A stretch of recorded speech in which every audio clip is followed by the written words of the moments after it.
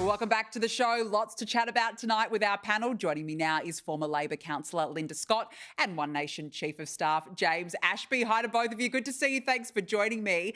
Now, look, we've got to start with what happened in the Senate today. One Nation senators have turned their backs during an acknowledgement of country in the upper house on the same day, I might add, that the Prime Minister told us that we should be embracing the welcome to country. This is what he said.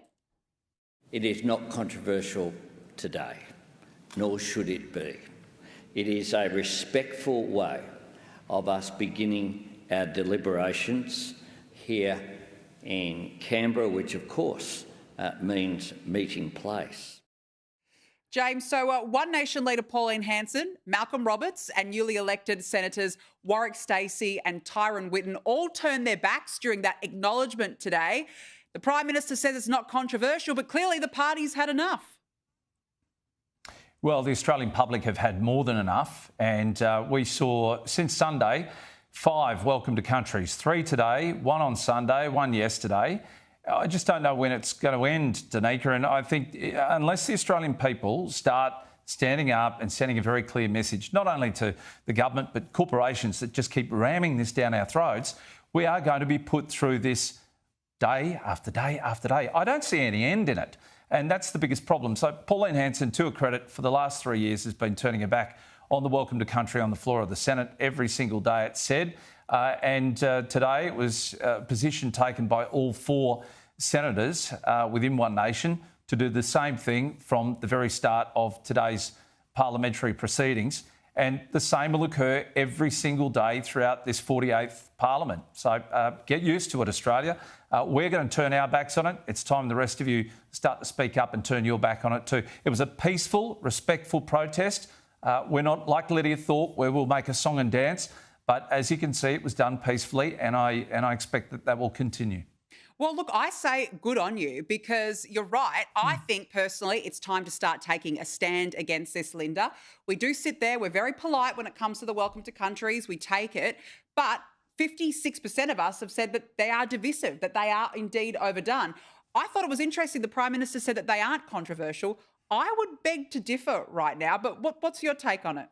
Well, look, this is where we have a situation where One Nation and the Greens are essentially the same, protesting, having been elected into our National House of Parliament to make laws, to make decisions, to make reforms. Instead, they're in there protesting. We saw today Senator Marine Faruqi sitting on the floor of our Parliament as the Governor-General spoke with a sign about Palestinians. And we saw One Nation turning their backs and protesting. They've been elected by Australians. Why don't they just get in there and make the laws? Because they can't. They're just small parties of protest and they don't stand up for what the majority of Australians think. I think it's so devastating, Danica, that we saw some amazing inaugural speeches today. We saw Ali France giving a speech as the new member for Dixon about her incredible life story, you know, having lost a leg, saving her son's life, then having lost her eldest son to cancer, and still for the 3rd time running and winning an election.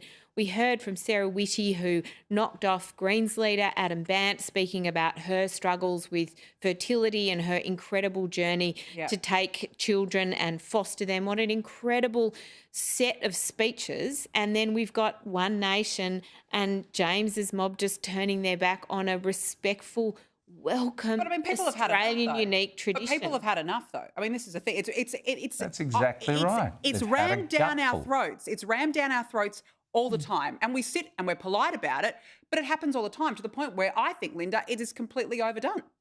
Well, look, I think the problem we can is only Linda wants to make people who respond this way feel bad. And that's not right, Linda. You have to be able to listen to the people out there across Australia.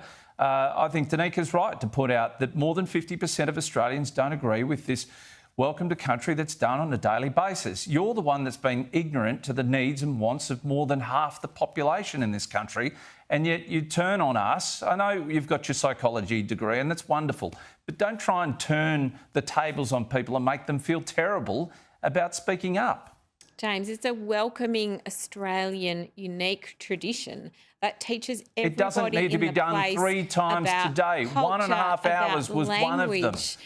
People went to religious It's more ceremonies. than They that. went to the Governor-General's house for a barbecue together. They went to a service at the War Memorial. They were this by week, choice. and the They were opening of choice. Parliament is all You're about forcing this down the throat of every national, single Australian at significant every events. opportunity you have. It's just Look, sad. Their I completely choices. agree. And the other thing is, and I do agree with James's point, is you take a stand on it. You say you don't want any more welcome to countries, and suddenly you're labelled a bigot and you're racist. It's got nothing to do with that. We are all one. We're equal all Australians. Why can't we just be one? And that is my issue with